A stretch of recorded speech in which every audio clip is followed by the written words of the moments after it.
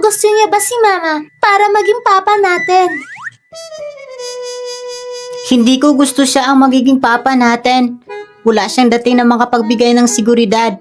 Mas gusto ko na si Uncle Tang ang magiging papa natin. Oo, gusto ko rin si Uncle Tang.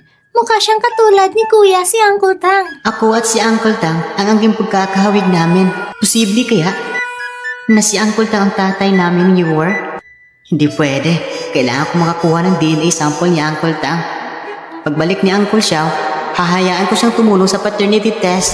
Ikaw ang kanilang ina? Ang mga batang ito ay napaka-cute.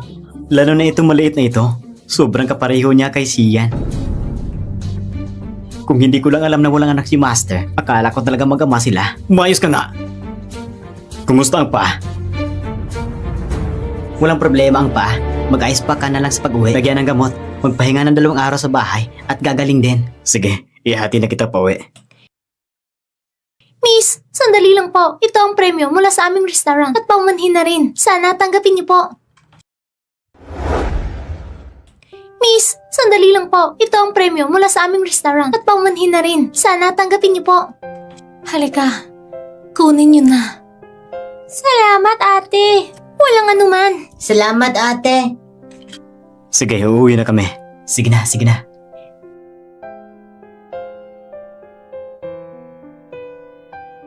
Maganda ang mga laruan ko. Maganda ang laruan ko.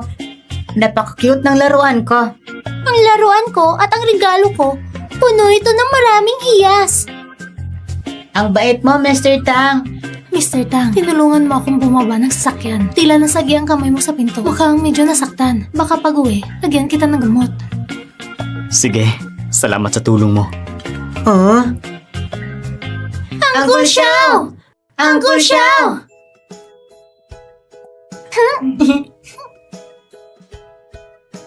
Siyang, bakit ka biglang bumalik sa bansa? Araw ng kaarawan ng mga bata ngayon. Paano ko hindi babalik? Pero nadali ang flight, kaya ngayon lang ako nakarating. Sino siya? Siyang, bakit ka biglang bumalik sa bansa? Araw ng kaarawan ng mga bata ngayon. Paano ko hindi babalik? Pero nadali ang flight, kaya ngayon lang ako nakarating. Sino siya? Ito ang aking boss, si Mr. Tang ng Tang Group. Kumusta, Mr. Tang? Ako si Xiao Xiang, isang surgeon. Kung may sumundo na sa'yo, aalis na muna ako. Hindi ka ba nakatira dito, Mr. Tang? Hindi na ako dito titira ngayon. Tandaan mong lagyan ng gamot ang kamay mo pag-uwi. Sige, alam ko.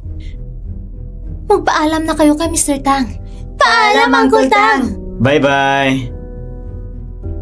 Uwi na tayo.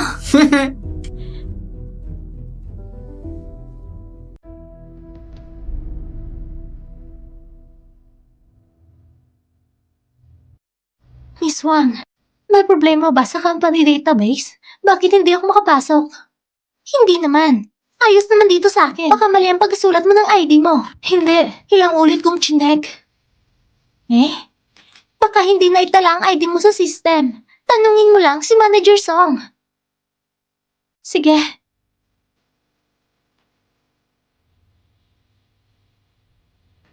Manager Song. Bakit nandito ka? Kailangan kong kumuha ng impormasyon sa database. Bigla kong napansin na hindi na ako makapasok gamit ang ID ko. Gusto kong malaman kung bakit. Ako ang nag-delete ng ID mo sa system. Bakit? Tinatanong mo kung bakit? Dahil hindi ka empleyado ng kumpanya. Isa ka lamang espesyal na kontratista. Kung bibigyan kita ng access, paano kung magnakaw ka? Hindi ko gagawin yan. Nakakita ka na ba ng magnanakaw na aamin? Tigil! Pupunta ka ulit kay Xian, di ba? Kailangan ko na impormasyon ng revert from fire. Kung hindi susuportahan ni Manager Song, hahanapin ko si Mr. Tang. Sigurado akong susuportahan niya ako. Subukan mo na! Manager Song, sugatan ako ngayon. Kung may mangyari sa akin dito, baka mahirapan ka magpaliwanag. Dito kasi, lahat ay may CCTV. Binabantaan mo ba ako? Ang Hanggat hindi mo ako pinipigilan, hindi mo ako matatakot. Tama ba?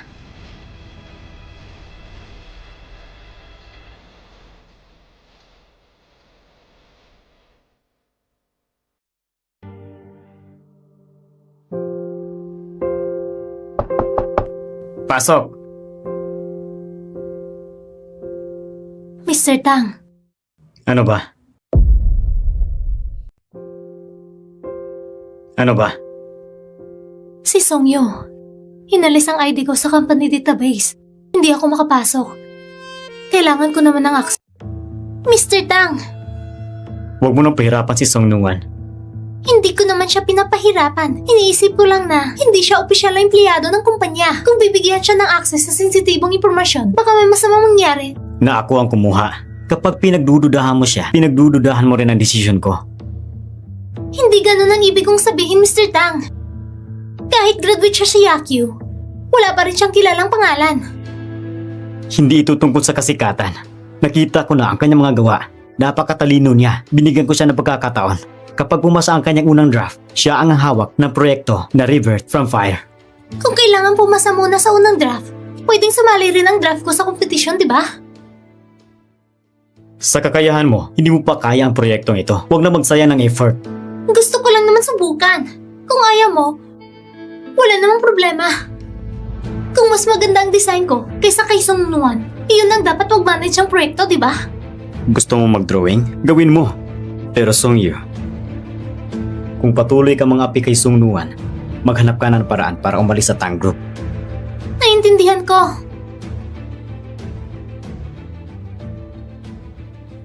Para kay Song Nuan, gusto ni Master na paalisin ako. Hindi ko hahayaang pumasa ang draft niya at manatili sa Tang Group. Aalis muna ako.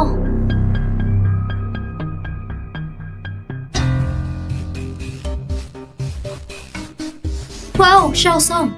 Ito bang design mo? Ito pa lang ang unang version, pero pakiramdam ko, kulang pa. Para sa akin, ayos na yan. Kung akong gumawa nito, matutuwa ako kahit sa panaginip ko. Naiingit ako sa design ni Sunuan. Mukhang matagal na akong hindi namamahala sa design department. Kaya nakaligtaan kong tanggalin si Miss Wang na may mababang panlasa.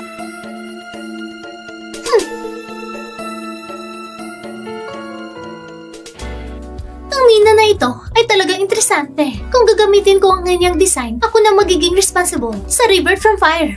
Sayang at huli ko siyang nakita noon. Kung hindi, mapapasama ko siya sa studio para siyang gumawa ng draft ko.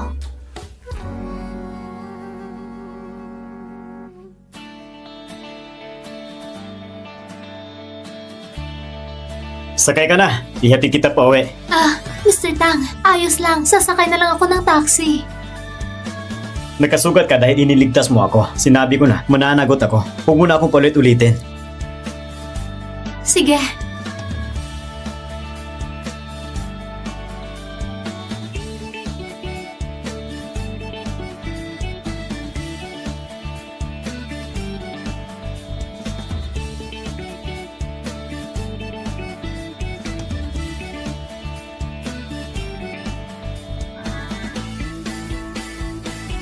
Mr. Tang, pumasok ka at umupo. Sige.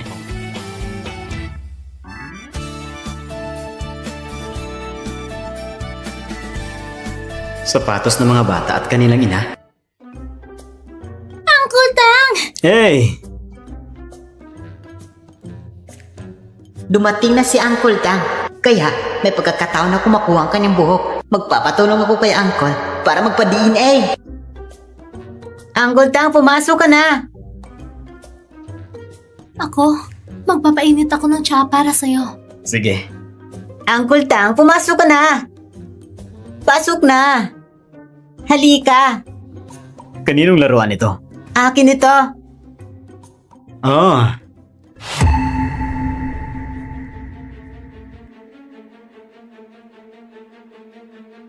Ay, wala ang asawa mo sa bahay ah. Ha? Asawa? Yung doktor na si Xiao kagabi. Akala ko siya ang asawa mo. Yung doktor na si Xiao kagabi. Akala ko siya ang asawa mo. Oo. Pero madalas siyang nasa abroad at doon nakatira. Ah,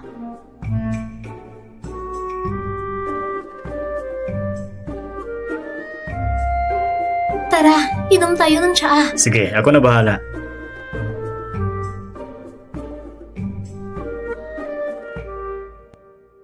Ate, gutom ka ba? Oo, medyo. Tito Tang, gutom na si ate. Pengi naman ng cookies. Pakiabot mo naman. Sige, anong gusto mong kainin? Ako na kukuha para sa'yo. Hindi na. Ako na lang mismo ang kukuha. Tito Tang, pakiabot mo nga. Sige.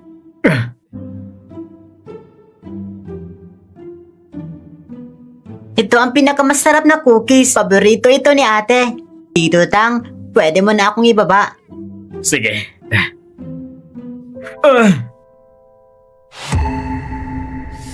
Pasensya na, Tito Tang. Hindi ko sinasadya. Ayos lang yan. 2 hibla ng buhok. Ayos lang yan.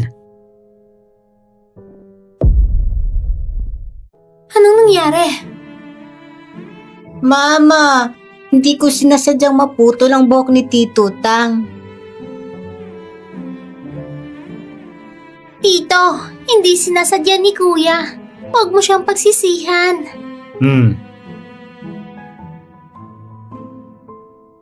Kuya, mali yung paghila ng buhok mo ni Tito. Kailangan mong humingi ng tawad. Halika, magsuri ka kay Tito. Pasensya po, Tito. Ayos lang talaga. Hindi pa sinabi ko na. Mag-ingat na lang tayo next time, okay? Salamat po, Tito Tang.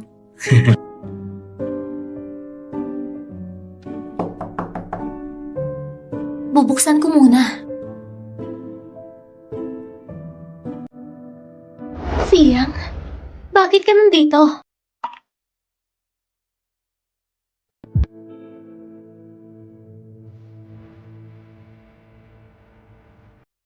Mr. Tang, bakit ka nandito? Si Mr. Tang ang naghatid sa akin. Salamat talaga, Mr. Tang.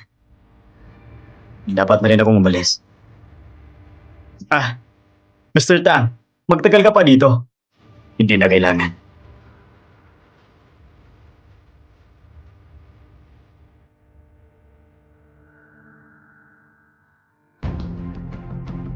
Siyang, hindi mo na kailangan dumating para lang lagyan ako ng gamot. Muli ka nagiging magalang sa akin, ano? Bukod pa, ako ang nino ng mga bata. Sige, gagawa ko ng pagkain. Tuloy ka dito para kumain mamaya. Oh, sige.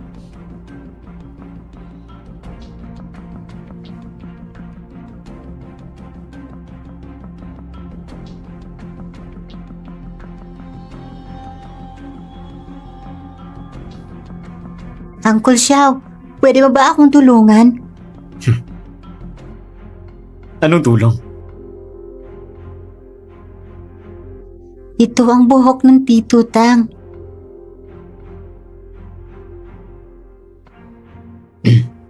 Bakit ba iniisip mong siya ang tatay mo? Gagawa ka ba ng paternity test para sa akin? Oo, tama. Ang dami namin pagkakapareho ni Tito Tang. Hindi normal ito. Kaya Uncle Xiao, tulungan mo naman ako.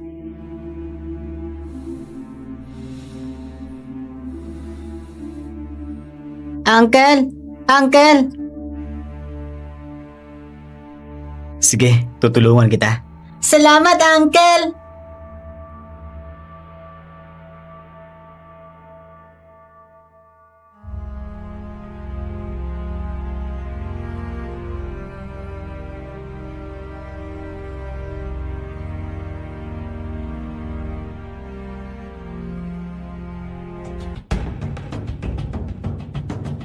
Mr. Tang, bakit bigla kang pumunta sa design department?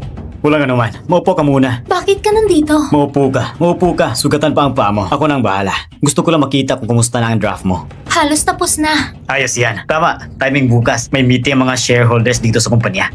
Dali mo ang draft para makita ng lahat. Gagawa tayo ng evaluation. Pagpapasya kung karapat-dapat ka ba na maging chef designer ng Reverse from Fryer. Sige, naintindihan ko. Huwag mo kong pababayaan. Sige, magtrabaho ka na. Hinahanap ka ni Simulan na natin.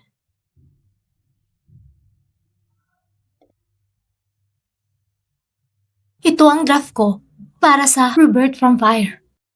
Bakit ang style ng design ni Sungman ay halos kapareho ni Mina? Pwede ba? Paano ito kapareho ng design ni Manager Song kanina?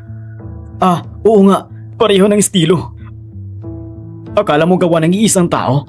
Bagamat galing si Sungwon sa Asia Outcome Design Academy, wala naman siyang sikat na pangalan. Hindi siya maaaring si Mina. Siguro, si Sungwon rin pala ang Mina ng Xiaoxi. Sungwon, napanood mo ba ang mga design ko dati? Manager Song, ano ang ibig mong sabihin? Napakataas ng pagkakahawig ng design mo sa akin. Pinangihinalaan kitang nangopya. Ako ang unang nagsimulang magdisenyo para sa River from Fire. Kung may nangopya, dapat ako ang kinopya. Ako? Nangopya sa'yo? Noong nagsisimula pa lang ang proyekto, pinalitan ko ng design draft. Wala ka pa nga sa kumpanya noon. At alam ng lahat na ganito ang style ng design ko. Tama nga. Ito ang style ni Manager Song. Sa larangan ng fashion design sa bansa, si Manager Song ay kilala. Nanalo siya ng maraming award. Tinaguri ang isang talentadong babae. Hindi siya pwedeng mangupya. Oo nga, oo nga. Sa tingin ko, hindi lang nangupya itong designer Song. Pati si Manager Song ay nilalait pa. Napakababaw naman. Nakakahiya. Matagal lang nangopya. Ngayon, sinasabi pa niyang ito ang sariling style niya. Mali pala ang pagkakaintindi ko sa kapal ng mukha ni Songyo. Sungnuan, hindi ko alam paano mo ba tinitingnan ang design ko. Pero sa landas ng pangungopya mo ng design ko, aabot ka na rin sa dulo. Mr. Tang, gusto mo bang manatili sa kumpanya kung ganito ang ugali? Song Nuan, talaga ba ang kinopya mo si Song Yu? Mr. Tang, kung sasabihin kong hindi, maniniwala ka ba? Sa dalawang pangungusap lang yan. Hindi natin matitiyak kung sino ang nangupya sa inyo. Kaya, kailangan pa itong imbestigahan. Paano tayo makakakuha ng ebidensya na nangopya si Sungnuan? Bukod pa doon, matagal ng proyekto na ito. Kung madedelay pa, bawat araw ng pagkakantala, may gastos ito. Tama. Matagal na ito na ang tala. Oo nga. Ganun ba, Mr. Tang? Hindi talaga si Manager Song ang nangopya. Para sa akin, hindi na kailangan pang mag-imbestiga. Sa tingin ko, si Sung Nuan talaga ang nangopya. Isang walang kwentang tao. Nangopya pa. Nanghas pang iparatang ang orihinal na gawa. Hindi dapat payagan ng mga tao ng ganitong ugali. Dapat siyang tagalin. Oo, itaboy na siya palabas. Mr. Tang, itaboy mo sa palabas ng kumpanya. Ibigay mo na lang kay Manager Song ang proyektong ito. Tama. Walang mali dyan. Ano ba ang gamit mo para makipaglaban sa akin? 5 taon nang nakalipas, dali kitang itaboy palabas. Ngayon, gagawin ko rin ang parehong gawin sa'yo na Pamilya Tang. Ang tadhana mo ay mapasa kamay ko habang buhay. Hoy, ang gulo dito. Mr. Deng, andito ka na pala. Oo. Hindi ko inaasahang nandito ka. Bakit nandito ka? Mina, hindi ko inaasahang makikita kita rito. Ang tagal nating hindi nakita. Hindi ba ikaw ang pangunahing designer ng Revert from Fire?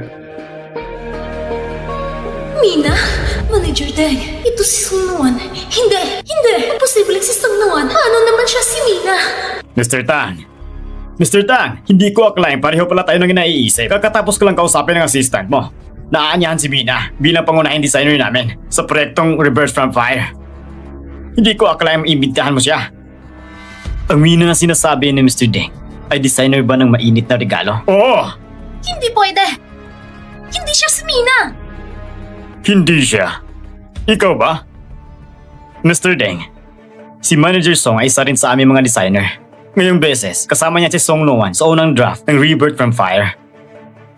Pero sinabi ni Manager Song na kinopya ni Song Nuan ang kanyang disenyo. Paano naman kopyahin ni Mina? Disipulo siya ni Mr. Misert. Hindi tatanggap si Misert ng isang designer na mangungopya bilang kanyang disipulo. At talagang paniniwalaan ko ang pagkatao ni Mina. Ha? Sabi ni Sung Nuan, hindi pwede mangyari yun. Disipulo siya ni Mr. Misert? Hindi pwede. Wala siyang pangalan sa industriya. Paano siya magiging disipulo ng maestro? Mukhang nabibigo ka. Ako nga, ang disipulo ni Misert. Mina. Hindi pwede. Kung ako nga si Mina, nabunyag na ang pagkakilanlan ko. Kaya ang tungkol sa kung sino ang nangopya, malinaw na ang usapan. Ginamit ng designer song ang litrato ko sa website bilang sarili niyang disenyo. Madali lang ba? Sanuan, sinadya mo to? Sinadya mo patagilirin ako? Ginaya ko ang disenyo mo? Ako bang pumilit sa'yo na kopyahin ang mga gawa ko? 3 taon na ba yun? Oo! Oo, tamang sinabi mo. Songyo, hindi ito ang unang beses na namupya ka, hindi ba? Hindi po, sir! Si Sungnuan ang sumira sa akin. Ako ba ang sumira sa'yo? Pwede niyong ihambik ang mga gawa niya sa mga nakaraang taon. Sa mga gawa ko sa website. Hindi ba malinaw ng sagot? Sungnuan, tumahimik ka! Sir, magtiwala po kayo sa akin! Ipadala niyo po sa akin lahat ng mga gawa ninyo nitong mga taon. Pagkatapos nito, Sir! ayokong manira ng iba ng walang dahilan. Pero ayoko rin na lokohin ako. Sungyo, kung niloko mo ako, ayusin mo na ang mga gamit mo at umalis ka na dito sa Tanks Group. Lumayas ka. At saka, ang proyektong Rebirth from Fire ay si Sung Noah na magiging punong designer. May reklamo ba kayo? Ang proyektong Rebirth from Fire ay si Sung Noah na magiging punong designer. May reklamo ba kayo? Wala. Sa proyektong ito, maglalaan pa ako ng dagdag na 500 million. Sige, salamat Mr. Tang. Dahil sa pagpasok ni Mina at sa malaking puhunan, naniniwala akong tiyak na magtatagumpay ang proyektong ito. Sige.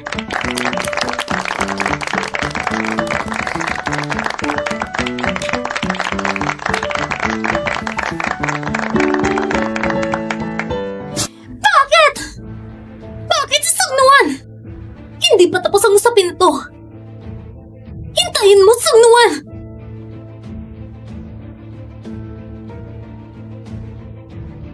Hello, Pa? Ipinabalik si Sungnuan sa bansa? Kasama ang 2 bata. Mr. Tang, Binabati kita. Ikaw ang opisyal na punong designer ng Rebirth from Fire. Simula ngayon, magdisenyo ka ng maayos. Kung may problema, hanapin mo ako. naintindihan ko, Mr. Tang.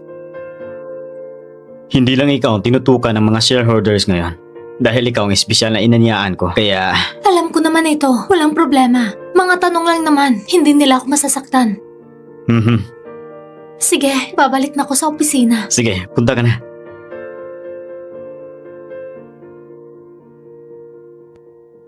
Huwag kang mag-alala, Papa. Hindi ko hahayaan malaman ang lihim mula 5 taon nang nakalipas tungkol naman sa 2 bata. Hindi ko papayagan muling makita nila si Shian.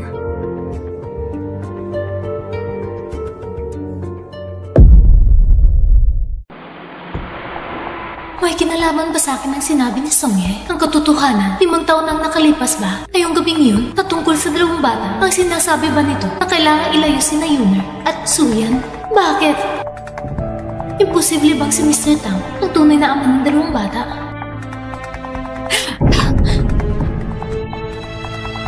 Ano ang nangyari, Miss Song? Wala naman, Miss Wang. Medyo may kailangan akong gawin ngayon. Magpaalam na muna ako. Oh, sige. Dito nga nangyari. 5 taon nang nakalipas, pinilit ako ni Sung Yuan na makipagtulog sa isang matandang lalaki. Siya ba ang tao sa gabing yun? Si Tang Xia kaya yun? Magandang araw, miss. Nandito ba ang manager ninyo? Nasa loob siya. Sandali lang po. Hello? May tao po na naghahanap sa inyo, manager. Sige. Magandang araw, miss. Kayo po ba naghahanap? Ano po ba ang may tutulong ko? Gusto ko pong tignan ang CCTV ng hotel ninyo. Pwede po ba? Pasensya na po, miss. Para protektahan ang privacy ng hotel, hindi po namin pwede ipakita sa inyo. Maliban kung may special po kayong dahilan. Kung sasabihin ko na inaabuso ako dito sa hotel niyo, pwede po ba yun maging dahilan? Pwede ko bang makita ang mga CCTV?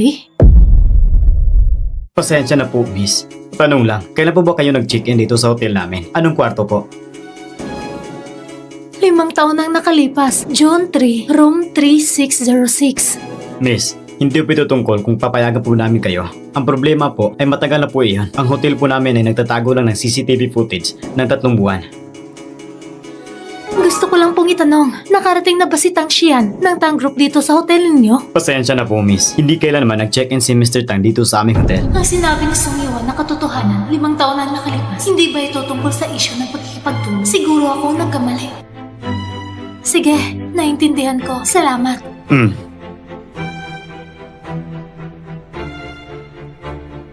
5 taon na nakalipas, ni-renovate ang hotel. Naitabi ba ng hiwalay ang mga CCTV recordings noon? Parang oo. Hanapin ang CCTV ng room 3606, 5 taon na nakalipas, at ipakita sa akin. Opo, manager.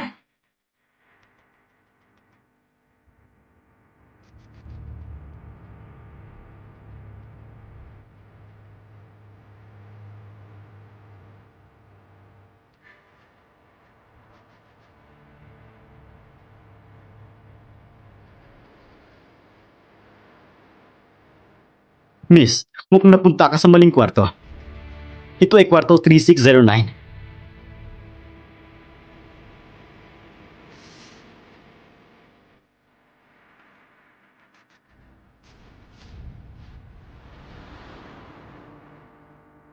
Ay, nako, para maluwag ang number plate ng 3606 dito sa koridor. Kailangan itong ipaayos.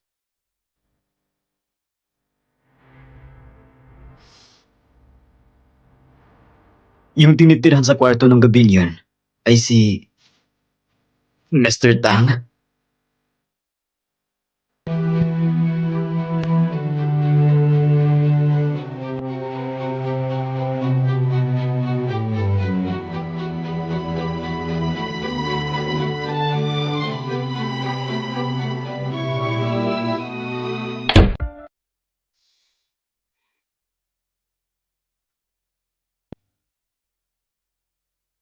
Hello? Hello, Mr. Tang.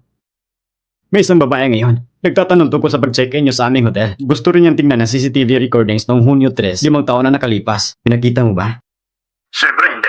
Isa kang top VIP client namin. Kaya, pinoprotektahan namin ang iyong privacy. Pero ano? Ang babae ay naka-check-in sa kwarto 3606. Yung kwarto mo ay 3609. Pero dahil maluwag yung number 9, naging 6 ito. Kaya pumasok siya sa kwarto mo nung gabing iyon. Yung sumulubong sa akin nung gabing iyon ay si Sungyo. Pero bakit bigla siya nag-check ng CCTV? Ipadala mo sa akin ang CCTV recordings nung araw na yan. Opo, Mr. Tang.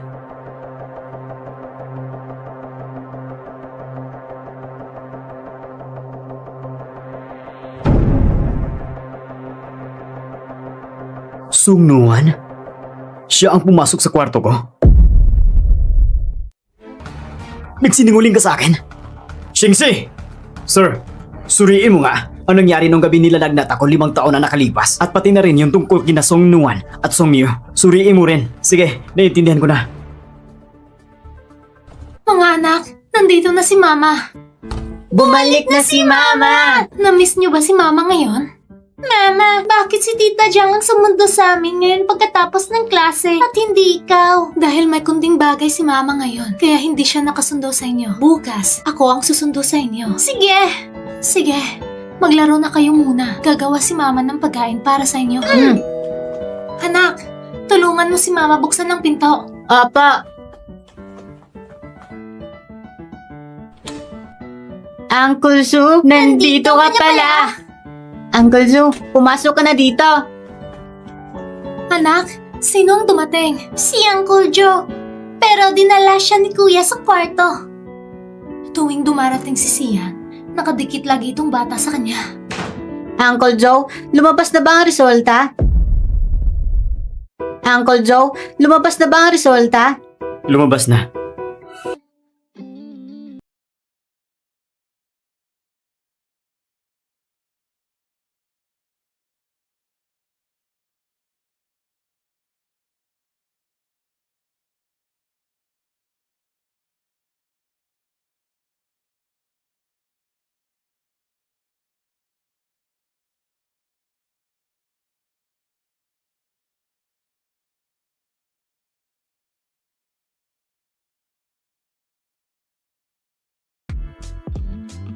Gusto mo ba talaga siya ang tatay mo? Oo, gusto ko. Mabait si Tito Tang sa amin ni ate. Pareho namin siyang gusto ni Yuner. Hindi ba masama si Uncle Joe sa inyo? Mabuti naman si Uncle Joe. Pero si Tito Tang, Iba ang pakiramdam na binibigay sa amin.